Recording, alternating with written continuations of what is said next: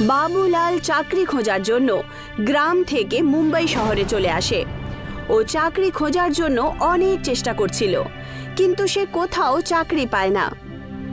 আর সারা দিন রোদে ঘোরার কারণে তার শরীরও খারাপ হয়ে যায়। ভেবেছিলাম মুম্বাইতে এসে কোনো কাজ করে নেব, কিন্তু এখানে আসার পরেই আমার শরীরটা খারাপ হয়ে গেল। মনে হচ্ছে এই শহরের হাওয়া আমার স্যুটই করছে না। এখন ডাক্তারের কাছে যেতেই হবে আমায়। বাবুলাল ডাক্তারের কাছে চলে যায়। তখন দেখতে পায় যে ওখানে অনেক ভিড় রয়েছে। জিজ্ঞাসা করার পর জানতে পারে যে সমস্ত লোকেরা বাইরের খাবার খাওয়ার কারণে অসুস্থ হয়েছে। এটা দেখে বাবুলালের মনে একটা বুদ্ধি আসে। আচ্ছা, তাহলে এই ব্যাপার। আচ্ছা, আমি বরং এদেরকে খাবার তৈরি করে দিই, তাহলে আমিও কাজ পেয়ে যাব আর এদের খাবারও পেয়ে যাবে না। বাবুলাল ডাক্তারের কাছ থেকে নিজের জন্য ওষুধ নিয়ে নেয় আর নিজের বাড়িতে এসে টিফিন সার্ভিস শুরু করার কথা ভাবতে শুরু করে। সবার আগে গিয়ে সে দোকান থেকে যা যা দরকার ছিল কিনে নেয়।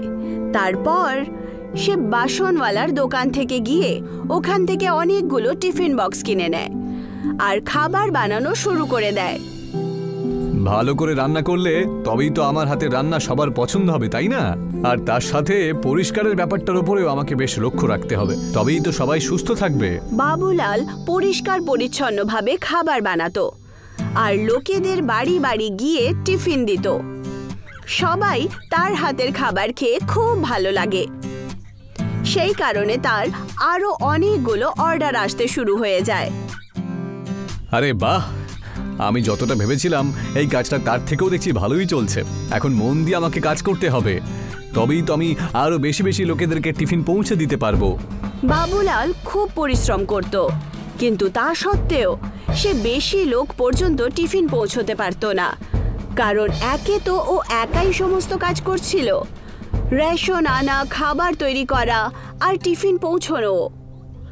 ও দেখতে পায় যে অনেকগুলো লোকেরা সকাল সকাল অফিসে যাওয়ার জন্য বাসের লাইনে দাঁড়িয়েছিল। এদেরকে দেখে তো মনে হচ্ছে না যে এরা সবাই অফিসের চক্করে ভালো করে জলখাবারটা খেতে পেরেছে। যদি এদের বাসে যেতে যেতে জলখাবার পেয়ে যায় এরা, তাহলে এরা অফিসেও সময় মতো পৌঁছতে পারবে আর না খেয়েও থাকতে হবে না। বাবুলাল একটা বাস রেস্টুরেন্ট খোলার কথা ভাবে, আর তাই জন্যে সে গ্রামে নিজের স্ত্রী আর ছোট ভাইকে শহরে নিয়ে আসে আর টিফিন সার্ভিস থেকে রোজগার করা টাকা পয়সা দিয়ে একটা দোতলা বাস কিনে নেয়। এখন আমাদের এলাকাতে আর কেউ না খেয়ে থাকবে না। এখন আমি সবাইকে জল খাবার খাইয়েই অফিসে পাঠাবো। চলো, আজ থেকেই কাজটা আমি শুরু করে দিচ্ছি। শুভ কাজ, এত দেরি কিসের? এখন বাবুলাল, তার স্ত্রী আর ভাই মিলে মিশে বাসের রেস্টুরেন্ট বানানোর তৈয়ারি শুরু করে। দেখ, আমি গাড়ি চালাতে পারি, সেই জন্য আমি বাস চালাবো। আমার হাতের খাবার যেই একবার খেয়ে নেবে, সে দ্বিতীয়বার অন্য কোথাও খাবার খেতে যাবেই না। হ্যাঁ হ্যাঁ, পরিষ্কার করে বলো না যে রান্নাটা তুমিই করবে। এত ঘুরিয়ে ঘুরিয়ে বলার কি দরকার? আমি তো রান্না করতেও জানি না আর গাড়ি চালাতেও জানি না, তাহলে আমি কি কাজ করব? আমি তো আগেই বলেছিলাম যে আমি শহরে যাব না। দেখলি তো, আমার এখানে এসে কোনো লাভই হলো না। আরে কি দরকার গাড়ি চালানোর, রান্না করার? তুমি চাইলে আমাদের এই বাসের রেস্টুরেন্টে আমাদেরকে সাহায্য করতে পারবে। তুমি অন্য কোনো কাজও তো করতে পারো। আর সেটা কি কাজ? দুটো কাজ করার জন্য তোমরা দুজন তো রয়েইছো। আরে খাবারটা দেবার জন্য তো কাউকে লাগবে, আর যাদেরকে খাবার দেবে তাদের কাছ থেকে টাকা নেবার জন্য তো একটা লোক লাগবে, ঠিক কি না? নাকি সেই কাজটা এমনি এমনিই হয়ে যাবে? ঠিক আছে, তাহলে আমি ওয়েটার আর বাস কন্ডাক্টরের কাজ করব। এই তো, এইটাই হলো আসল কথা। এখন তো তুমি বলবে যে শহরে এসে তোমার আর কোনো লাভ হয়নি, তাই তো? না, এখন আর এই কথা আমি বলবো না। চলো, আজকে একটা ডিমো করে দেখে নি আমরা। কিন্তু আজ তো সানডে, তাই না? আজকে যাবে অফিসে?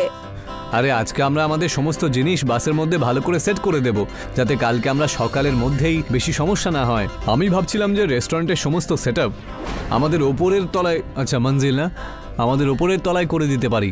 যে খাবার খেতে চাইবে সে ওপরে চলে আসবে, আর খাবার খাওয়ার পরে সে নিচে চলে আসবে। তাহলে বাকি যাত্রীদেরও আর কোনো রকম সমস্যা হবে না। হ্যাঁ, এটাই ঠিক হবে। কিচেনের সমস্ত সেটআপ ওপরেই বানিয়ে নেব, যাতে দুটো জিনিসই একে অপরের সাথে মিক্স না হয়। তিনজন মিলে বাসে রেস্টুরেন্ট বানানোর তৈয়ারি শুরু করে দেয়। ওরা নিজেদের সমস্ত বাসন আর কিছু চেয়ারের সাথে কিছু টেবিলও বাসে রেখে দিল। ওরা সবাই ওপরের তালায় সমস্ত জিনিসগুলো ব্যবস্থিত করে দেয়। দারুণ হয়েছে সেটআপটা। এবার দেখো, কাল সকাল থেকেই আমরা আমাদের সার্ভিস শুরু করতে পারবো। কিন্তু এর জন্যে লোকেদেরকে আমাদের বাস রেস্টুরেন্টের ব্যাপারে জানতেও হবে না। আমাদেরকে একটা বড় বোর্ড বাসের সামনে লাগাতে হবে। এখন বাবুলাল দোকান থেকে একটা বড় বোর্ড বানিয়ে নিয়ে আসে, যার মধ্যে বড় বড় অক্ষরে লেখা ছিল বাবু বাস রেস্টুরেন্ট। সেই বোর্ডটা ওরা বাসের আগে টাঙিয়ে দেয়। আর এখন সমস্ত লোকেরা সকাল হওয়ার অপেক্ষা শুরু করে। সকাল হয়ে যায়, কিন্তু কোনো গ্রাহক তাদের বাস রেস্টুরেন্টে আসে না। এটা দেখে সবাই খুব নিরাশ হয়ে পড়ে। এ কি দাদা, আমাদের বাসে তো কেউ আসছেই না, এখন কি করব? আরে কি আর করবে, গিয়ে লোকেদেরকে ডেকে আনতে হবে তো। এবার বাবুলাল আর শ্যামলাল দুজন মিলে নিজের বাস রেস্টুরেন্টের ব্যাপারে লোকেদেরকে বলতে শুরু করে। দেখুন দাদা, এখানে ভিড়ের মধ্যে বাসের অপেক্ষা করার থেকে ভালো তো আপনি আমাদের বাসেই চলুন না। ওখানে আপনি জলখাবারও পেয়ে যাবেন আর আপনার অফিসেও পৌঁছে দেব। আচ্ছা, এরকম আবার কি বাস আছে যে বাসে নাস্তা পাওয়া যাচ্ছে? একটা বাস রেস্টুরেন্ট আছে, আপনি চলুন না, আপনি সব জানতে পেরে যাবেন। ওই লোকটা নিজের সাথে নিজের অনেক বন্ধুদেরকে নিয়ে বাবুলালের বাস রেস্টুরেন্টে চলে আসে। বাবুলালের স্ত্রী সবার জন্য জলখাবার বানায়, যেটা সবাই খুব বেশি পছন্দ করে। এ তো দারুণ সুবিধা দিলেন আপনি দাদা। সময় মতো অফিসেও পৌঁছে যাচ্ছি আমরা, তার সাথে জলখাবারও পেয়ে যাচ্ছি। হ্যাঁ, সুবিধা তো ভালোই, কিন্তু তারপরেও আমাদের বাসে তো কেউ আসছেই না। তার কারণ আপনার এই বাস রেস্টুরেন্টের ব্যাপারে কেউ কিছু জানেই না এখনো, সেই জন্যই কেউ আসছে না। যখন সবাই জানতে পারবে তখন সবাই আসবে। এখন আপনি দেখুন না, যেই আপনি আমাদের কাছে গিয়ে বললেন তখনই আমরা এখানে এর ব্যাপারে জানতে পারলাম, তাই না? আরে আমি এত বড় বোর্ড তো লাগিয়ে দিয়েছি, এখন আর কিভাবে সবাইকে জানান দেবো আমাদের বাস রেস্টুরেন্টের ব্যাপারে? আরে বোর্ড তো লাগিয়েছো, কিন্তু বাসটাকে তো তখনই দেখতে পাবে যখন কেউ বাসের কাছে আসবে। এমন কিছু একটা করো যে বাসের কাছে লোকে না এসেই তোমার বাস রেস্টুরেন্টের ব্যাপারে সবাই জানতে পেরে যায়, বুঝেছো? ঠিক যেমনটা তুমি মনে করো। হ্যাঁ, এটা আপনি ঠিকই বলেছেন। এখন বাবুলাল অনেকগুলো প্যাম্পলেট ছাপিয়ে নেয় আর জায়গায় জায়গায় গিয়ে সেগুলো বিতরণ করে। ও বাস স্ট্যান্ডে লাইনে লেগে থাকা লোকেদেরকেও দিয়ে দেয়। আর তাছাড়াও সে বাড়ি বাড়ি গিয়েও লোকেদেরকে এই প্যাম্পলেট দিয়ে দিত, যার কারণে এখন সমস্ত লোকেরা বাস রেস্টুরেন্টের ব্যাপারে জানতে পেরে যায়। আর তার বাস রেস্টুরেন্টে অনেক লোকেদের ভিড় জমা হয়। এই যে দাদা, একটু সাবধানে, একটু সাবধানে, বাসটা তোমাদের না নিয়ে কোথাও যাবে না, সবাই ভালোভাবে বসে পড়ুন। শ্যামলাল সবার টিকিট কেটে নেয় আর খাবারের অর্ডার নিয়ে নেয়। বাবুলালের স্ত্রী খাবার বানিয়ে দেয়। আমাদের 4 জনের জন্য একটা একটা করে আলু পরোটা দিয়ে দাও। ঠিক আছে ম্যাডাম, এক্ষুনি নিয়ে আসছি। অনেকগুলো লোক ওপরের তলায় বসে খাবার খাচ্ছিল আর অনেকগুলো লোকেরা নিচে বসে সফর করছিল। এই নিন ম্যাডাম, আপনার পরোটা, আর এটা আমাদের রেস্টুরেন্টের সব থেকে ভালো ডিশ। থ্যাংক ইউ দাদা। যেভাবে যেভাবে সময় কাটছিল, বাবুলালের বাস রেস্টুরেন্টে লোকেদের ভিড় বাড়তে শুরু করে। এখন সবাই এই বাস রেস্টুরেন্টের ব্যাপারে জেনে গেছিল। সেই কারণে সমস্ত লোকেরা তার মধ্যেই সফর করা পছন্দ করত। আর দেখতে দেখতেই বাবুলাল শহরের সমস্ত লোকেরা জানতে শুরু করে। আর ও অনেক পয়সা রোজগার করে ওখানে একটা বড় সুন্দর বাড়িও বানিয়ে নেয়। গ্রামে রমেশের ধাবা ছিল। ওর পুরো পরিবার এই ধাবা দেখাশোনা করত। ওর বউ প্রিয়াঙ্কা আর মেয়ে মিনা রান্না করত। আর ও আর ওর ছেলে শুভম খরিদ্দারদের সামলাতো। কিন্তু গ্রামে ওর ধাবা খুব একটা বেশি চলছিল না, তাই রমেশ খুব চিন্তায় ছিল। প্রিয়াঙ্কা, এইভাবে কিভাবে চলবে? আমাদের গ্রামের বেশিরভাগ লোক শহরে চলে গেছে। দিনের পর দিন আমাদের লাভের পরিমাণ কমে যাচ্ছে। এখন মিনার বিয়ের জন্য টাকা জমাতে হবে। তুমি চিন্তা করো না, ভগবান আছে, উনি নিশ্চয়ই আমাদের সাহায্য করবে। হ্যাঁ, এখন এইটুকুই আশা আছে। আমরা তো সব রকম চেষ্টা করছি। রমেশ আর প্রিয়াঙ্কার কথাবার্তা ওদের ছেলে শুভম শুনে ফেলল। আর ও ভাবতে লাগলো, আমায় যেভাবেই হোক মা বাবাকে সাহায্য করতে হবে। আর এইভাবেই ভাবতে ভাবতে ও হাঁটতে হাঁটতে নদীর পাড়ে এসে পৌঁছালো। শুভমের গ্রামে একটা নদীর পাড়ে ছিল, আর এই নদী ওর গ্রামকে অন্যান্য গ্রামের সাথে যুক্ত করত। শুভম ওর নৌকাতে উঠে পড়ল আর দাঁড় টানতে লাগলো। বাবা বলেছিল যে আমাদের গ্রামের বেশিরভাগ লোক শহরে চলে গেছে, কিন্তু আশেপাশের গ্রামে তো লোকজন আছে, আমরা আমাদের খাবার ওদের বিক্রি করতে পারি, কিন্তু কিভাবে? ও ভাবছিল, তখনই ও দেখতে পেল অন্য নৌকায় একটা লোক বসে চা বিক্রি করছে। চা খাও, চা চা মাত্র 5 টাকা। কাকা আমায় একটা চা দাও।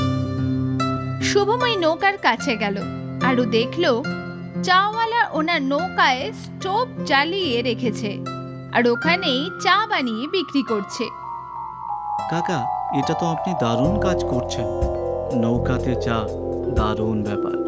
আগে আমিও দোকানে চা বিক্রি করতাম, কিন্তু বেশি বিক্রিবারটা হচ্ছিল না, তাই ভাবলাম নৌকাতেই বিক্রি করি। আর আমি ঠিক সিদ্ধান্ত নিয়েছিলাম, এখন সকালে বের হই আর এক গ্রাম থেকে অন্য গ্রামে সারাদিন ধরে চা বানিয়ে বিক্রি করতে থাকি। ধন্যবাদ কাকা। কিসের জন্য? আমাকে সাহায্য করার জন্য। শুভম ওর নৌকা ঘুরিয়ে নিল আর আবার ওর গ্রামে ফিরে গেল। বাবা, আমি একটা উপায় খুঁজে পেয়েছি। কি উপায় শুভম? বিক্রি বাড়ানোর। বাবা, আমরা নৌকাতে খাবার বিক্রি করব। কি? হ্যাঁ মা, আমি এক্ষুনি নদীতে গিয়েছিলাম, ওখানে একজন কাকা নৌকাতে চা বিক্রি করছিল, আর উনি বলছিল যে সারা দিন ধরে ওনার চা বিক্রি হয়। উনি কখনো এই গ্রামে তো কখনো ওই গ্রামে চা বিক্রি করে, ওনার লাভও অনেক গুণ বেড়ে গেছে। বাবা, আমাদের ওই কাকার মতো নৌকাতে খাবার বিক্রি করা উচিত। কিন্তু এটা কিভাবে সম্ভব? সম্ভব। নৌকাতে ছোট্ট একটা স্টোভ বসিয়ে লোকেরা গরম গরম খাবার পাবে, আর আমরা অনেকগুলো গ্রামে গিয়ে আমাদের লাভও বাড়াতে পারবো। এই আইডিয়াটা তো ভালো বাবু, আমরা চেষ্টা করতে পারি, শুধু কয়েকটা জিনিস কিনতে হবে। শুভমের আইডিয়া ওর পরিবারের সবার খুব পছন্দ হয়েছিল। ওরা সবাই নৌকাতে ধাবা খেলার জন্য রেডি ছিল।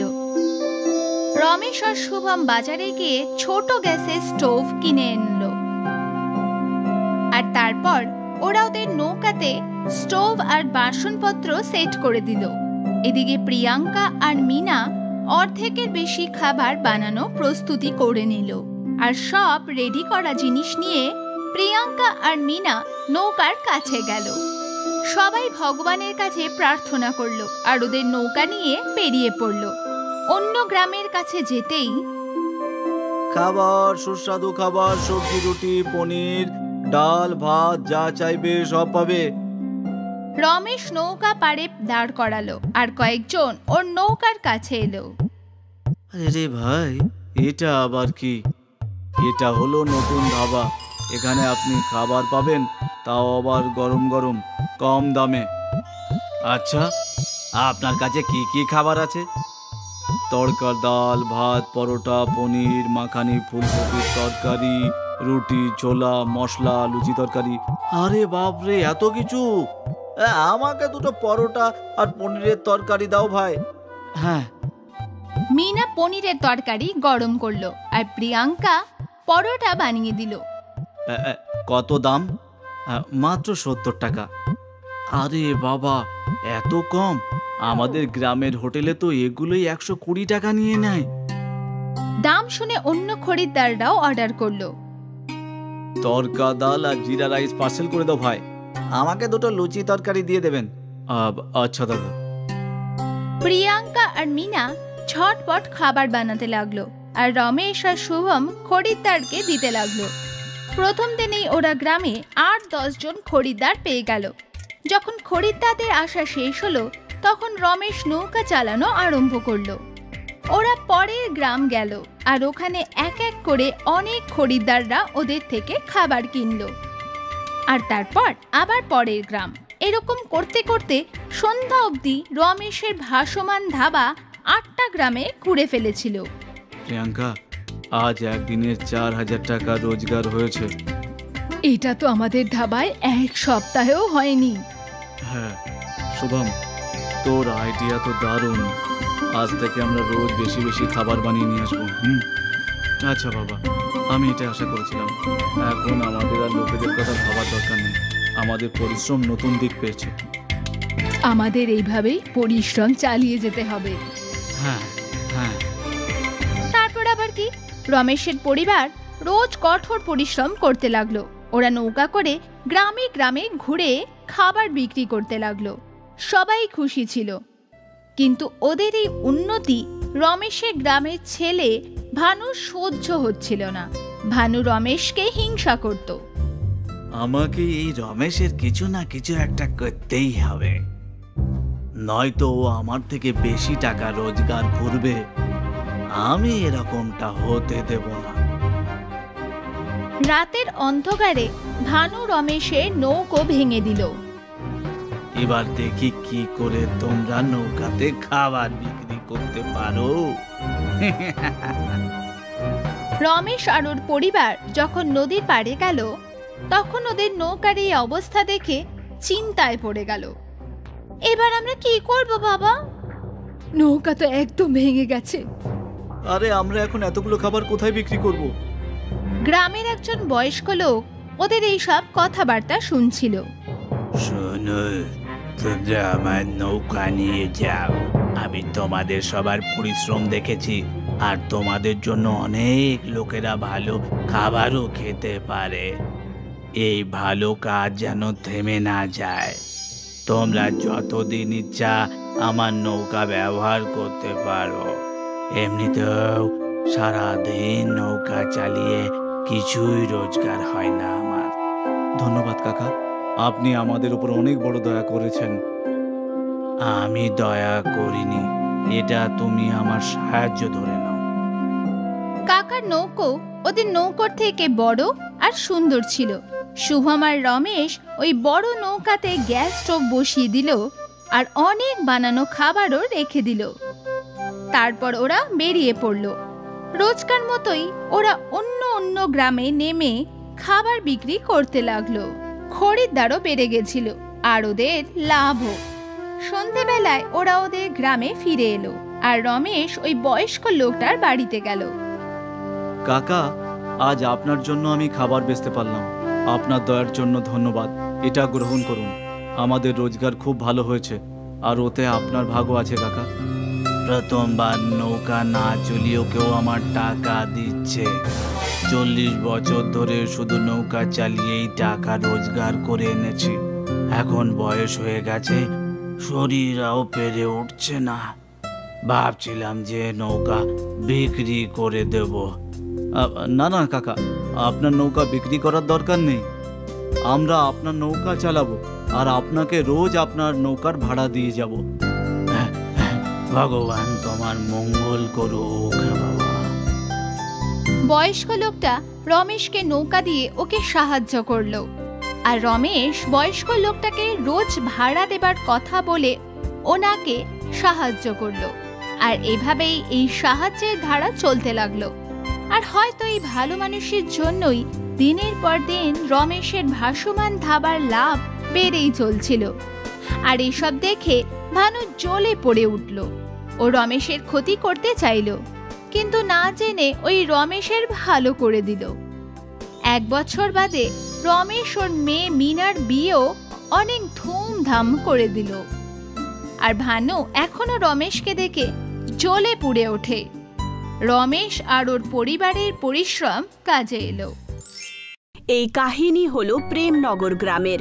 এমনিতে তো প্রেমনগর গ্রাম খুব ভালো ছিল আর মিষ্টি লোকেরা থাকতো। গ্রামে সব সময় শান্তি থাকতো।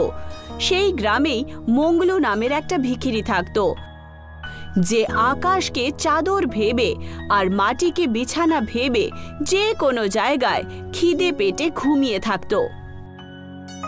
এইভাবেই প্রত্যেকদিন সকালে মঙ্গলু মন্দিরের প্রসাদ খেয়ে রাস্তা আর চৌমাথায় ভিক্ষে চাইতে বেরিয়ে পড়তো। মঙ্গলুর স্বভাব খুবই আলাদা ছিল। অন্যদের থেকে ভিক্ষে নিয়ে সে নিজের পেট ভরতো না, বরং সেই পয়সাই নিজের সাথী ভিখিরিদেরকে বিতরণ করে দিত। হায় ঈশ্বর, আজকে দানা করে কিছুই পেলাম না, কি খাবো আমরা? এখন কি বলি বলো তো কাকা, আমি তো শেষবার কবে যে ভর্তি পেটে খেয়েছিলাম কিছু মনে নেই আমার। গোপাল আর অন্য ভিখিরিরা কথা বলছিলই, তক্ষুনি ওখানে মংলু চলে আসে আর ওদেরকে বলতে শুরু করে। আজ অবধি আমি তোমাদের সমস্ত ভিখারিদেরকে কখনো না খেয়ে শুতে দিয়েছি বলো তো, যে আজকে শুতে দেব?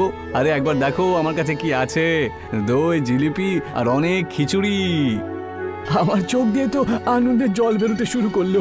তুমি যদি না থাকতে তাহলে কি যে হতো আজকে, কি যে খেতাম আমি আজকে কে জানে, আর কোথায় যেতাম আমি না খেয়ে মারা যেতাম। আরে এইভাবে তুমি কি করে পরলোকে যাবে? হ্যাঁ, আগে এই ধরতির মধ্যেই স্বর্গের মজাটা নাও, এই খিচুড়ি আর জিলিপি আর দই খেয়ে।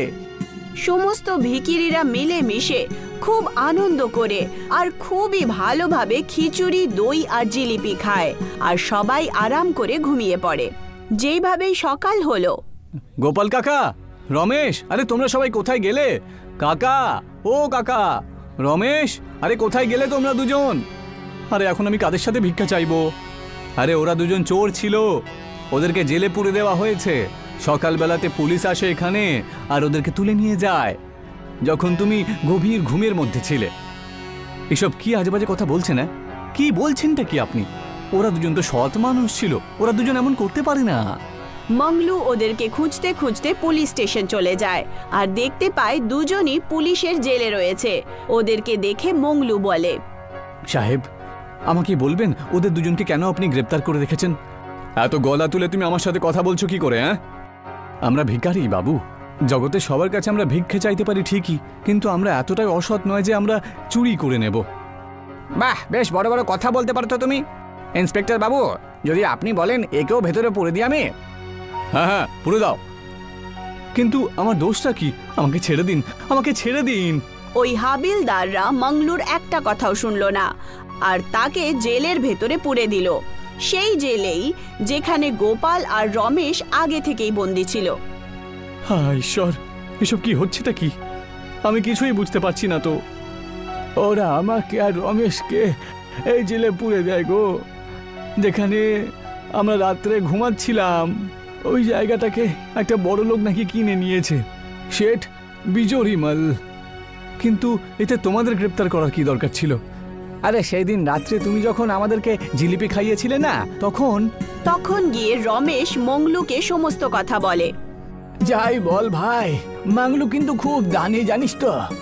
হ্যাঁ, সকাল হয়েই ওর চোখ খুলবে, ততক্ষণ তো সে চোখ খুলবে না, আর নাকে সর্ষের তেল দিয়ে ঘুমায় মাংলু ভাই।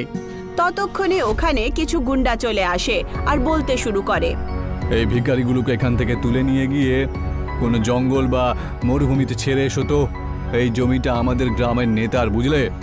আর একজন শহরের ব্যবসা এসে এখানে একটা বিশাল বড় মল তৈরি করতে চলেছে। এই ভিখারিগুলোদের কি যোগ্যতা আছে? হ্যাঁ, এক্ষুনি এখান থেকে ভাগাতে হবে। যখন মল তৈরি হবে তখন আমি ওই মলের মধ্যে আমার একটা দোকান খুলবো আর এই বাজে কাজগুলো আমি বন্ধ করে দেব। হ্যাঁ হ্যাঁ, আগে এদেরকে তাড়াবে, চলো চলো তো। এদের ওপর চুরির অপবাদ দিয়ে তাড়িয়ে দাও, এদেরকে জেলের মধ্যে আমরা পুরে দেবো। হ্যাঁ সর্দার, এখানে যে কজন ভিখারি রয়েছে তার মধ্যে একজন মাংলু রয়েছে। মাংলুকে আমাদের ছেড়ে দেওয়া উচিত, ও খুব ভালো মানুষ। বাকি ভিখারিদেরকে হয় আমি জেলে পুরে দেব। হ্যাঁ হ্যাঁ, ঠিক আছে ঠিক আছে, তাড়াতাড়ি করো যা করবে। ওই গুন্ডারা মন্দির থেকে কিছু জিনিসপত্র চুরি করে ওই ভিখিরিদের কাছে রেখে দেয় আর পুলিশকে একটু ঘুষ খাইয়ে ওদেরকে জেলে পুরে দেয়। আচ্ছা, তাহলে এই ব্যাপার। সেদিন রাত্রে আমি যদি ঘুমিয়ে না থাকতাম তাহলে আজকে এই দিন দেখতে হতো না। সবকিছু আমারই দোষ। মংলু ওই ভিখিরিদের সাথে খুব জোরে জোরে কাঁদতে শুরু করে। কেঁদো না মাংলু ভাই, যাই হোক না কেন এইসব আমাদের কোনো পাপের ফল গো। যাই হোক না কেন, এখন আমরা কি করে বাইরে যাবো এটা ভাবো না গো। এই জেলে শুধু একটা বাল্ব রয়েছে যেটা দিনের বেলাতেও জ্বলে, আর আমি এই সহ্য করতে পারি না। আমি এদেরকে ছাড়বো না, সব কিছু ভেঙে দেবো জেলের মধ্যে আমি। সেই সময় রমেশ একটা লাঠি ওঠায় আর সেই জ্বলন্ত বাল্বে মেরে দেয়। সেই লাকড়ির প্রভাবে বাল্ব ভেঙে যায় আর তার মধ্যে থেকে একটা আলো বেরোয়। সেই আলো সমস্ত কয়েদিদের একটা নতুন পৃথিবীতে নিয়ে যায়।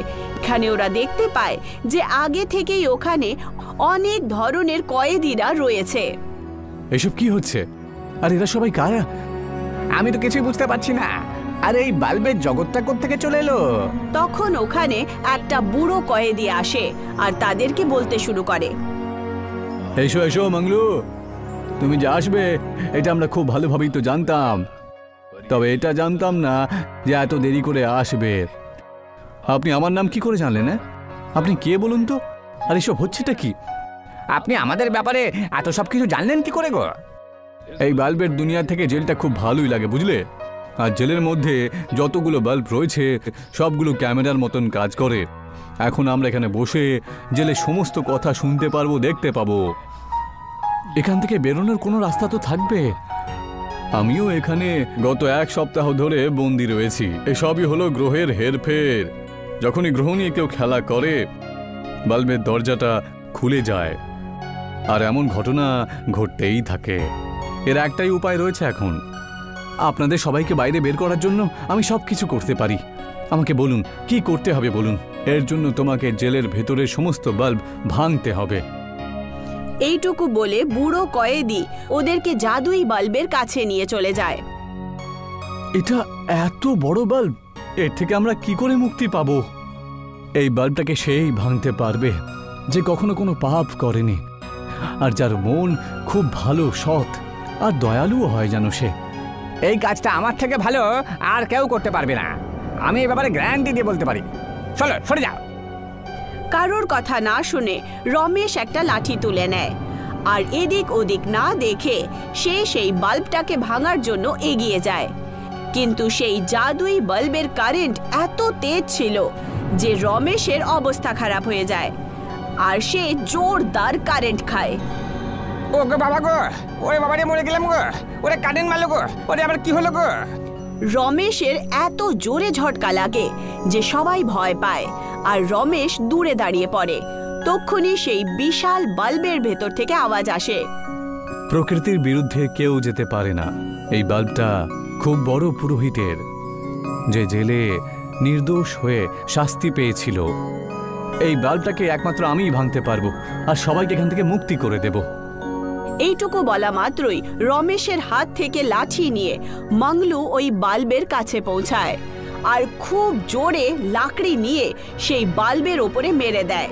যেই মাত্র লাকড়ি বাল্বে লাগে সেই বাল্বটা ভেঙে যায় আর তার মধ্যে থেকে একটা কয়েদির আত্মা বেরোয় আর বলে, ধন্যবাদ মাংলু, তুমি আর তোমার বন্ধুরা মিলে আমাদেরকে মুক্তি দিয়েছ। তোমার মতনই আমিও নির্দোষ ছিলাম আর আমাকে জেলে পুরে দেওয়া হয়। আর আমার অভিশাপের কারণেই সমস্ত জেলের বাসীরা এই বাল্বের দুনিয়াতে চলে আসে। কিন্তু আপনি যদি উচিত শিক্ষা দিতেই চাইতেন তাহলে ওদেরকে দিতেন, তাই না, যারা এই পাপটা করেছে, নাকি নির্দোষ লোকেদের, তাই না? এর পেছনে একটা কারণ রয়েছে, আর সেটা হলো আমি তোমাকে এই বাল্বটা দিতে চেয়েছিলাম। এই বাল্ব দিয়ে তুমি আসল জগতে গিয়ে যা চাইবে তাই করতে পারবে। সেই আত্মা মংলুকে একটা বাল্ব দিল আর তারপর সেই আত্মা ওখান থেকে উধাও হয়ে যায় আর সবাই আবার জেলে চলে আসে। তখন মংলু বলে ওঠে, আমাদেরকে একত্র হয়ে থাকতে হবে সবসময়, এই জেল থেকে বেরোতেই হবে আমাদের। এইটুকু বলে মংলু সেই বাল্বটাকে হোল্ডারে লাগিয়ে দেয় আর বাল্ব জ্বলতে শুরু করে। যেই মাত্র বাল্ব জ্বলল সমস্ত জেলের দরজা নিজে নিজেই খুলে যায়। এই দেখো, জেলের সমস্ত গেট খুলে গেল গো, আমাদের এখান থেকে পালাতে হবে এখন। ঠিক বলেছো রমেশ বাবা, তুমি চলো চলো, পালিয়ে চলো। সমস্ত কয়েদি জেল থেকে পালিয়ে যাচ্ছিল। তখন ওরা দেখতে পেল যে সমস্ত ঘুষখোর পুলিশওয়ালা একদিকে একটা বড় জেলে কয়েদ রয়েছে। এই সুযোগের লাভ উঠিয়ে রমেশ, মংলু আর গোপাল কাকু ওখান থেকে ফারার হয়ে যান। এদেরকে এখানে ছেড়ে দিয়ে পালিয়ে চলো এখান থেকে, না হলে আবার বিপদ হবে কিন্তু। চলো চলো। মংলু আর তার সাথী ভিখিরি ওখান থেকে পালিয়ে আবার সেই মন্দিরের কাছে পৌঁছায় যেখানে সমস্ত কাণ্ড কারখানা হয়েছিল। ওরা ওখানে দেখতে পেল যে একটা অনেক বড় নেতা নিজের গুন্ডাদেরকে নিয়ে দাঁড়িয়ে আছে। এখন তোমরা সবাই কোথায় পালাবে? এই জঙ্গলের মধ্যে আমরা একটা নতুন মল খুলতে চলেছি। আমি তো আগে থেকেই জানতাম যে আপনারা সবাই এই জায়গাটার পেছনে পড়ে রয়েছেন, কিন্তু এই জায়গাটা না আপনাদের আর না সরকারের, বুঝলেন? এইটুকু বলা মাত্রই মংলু নিজের ঝোলা থেকে জাদুই বাল্ব বার করে আর সেই বাল্বটাকে মাটিতে রেখে দেয়। যেইমাত্র বাল্ব মাটিতে রাখা হলো, জাদুই বাল্ব একটা বাল্ব রেস্টুরেন্টে পরিবর্তিত হয়। সমস্ত ভিখিরিরা এই দৃশ্য দেখে আশ্চর্য হয়ে যায়। এইসব কি হচ্ছে? এই বাল্বের আকারে একটা রেস্টুরেন্ট কোত্থেকে চলে এলো? এই শোনো, যাও তো, আর এই রেস্টুরেন্টটাকে ভেঙে দাও। যাও যাও, এই জায়গার উপরে শুধু আর শুধুমাত্র আমাদের অধিকার থাকা উচিত, বুঝলি? একদম সর্দার, তাই হবে। যেইমাত্র গুন্ডারা সেই বাল্বের রেস্টুরেন্টটা ভাঙতে গেল, ওরা একটা জোরদার কারেন্টের শক খায়। তোমাদের দ্বারা কিচ্ছু হবে না দেখছি, এবার দেখো আমি কি করি। এইটুকু বলে নেতা মশাই একটা বড় পাথর তুলে নেন আর সেই বাল্ব রেস্টুরেন্টের ওপর মেরে দেন। যেইমাত্র পাথর সেই বাল্ব রেস্টুরেন্টে পড়লো, ওখানে খুব জোরে হাওয়া শুরু হয় আর বিদ্যুতের ঝাটকা পাওয়ার পর নেতা মশাই বাল্বে বন্দী হয়ে যান। নেতা মশাইয়ের বাল্বে বন্দী হওয়ার পরই একটা আত্মা প্রকট হয়। সেই আত্মা সেই জেলেরই কয়েদি ছিল, যে নির্দোষ ছিল। এই পাপের কারণেই তো নির্দোষ হয়েও আমি জেলে বন্দী ছিলাম, কিন্তু আর নয়, এবার এর পরিণতি খুব খারাপ হবে। আপনাকে অসংখ্য ধন্যবাদ। ধন্যবাদ তো আমার তোমাকে বলা উচিত মাংলু। তোমার ভালো ব্যবহারের কারণেই তো এই বাল্ব রেস্টুরেন্টটা রয়েছে। এখন থেকে তোমরা সবাই এখানেই কাজ করবে, এই জমিটা তোমাদের সবার নামেই থাকবে। এইটুকু বলে আত্মা উধাও হয়ে যায় আর সমস্ত ভিখিরি সেই বাল্ব রেস্টুরেন্টে পরিশ্রম করে কাজ করতে শুরু করে আর নিজের নিজের জীবন ভালো করে ব্যতীত করতে শুরু করে।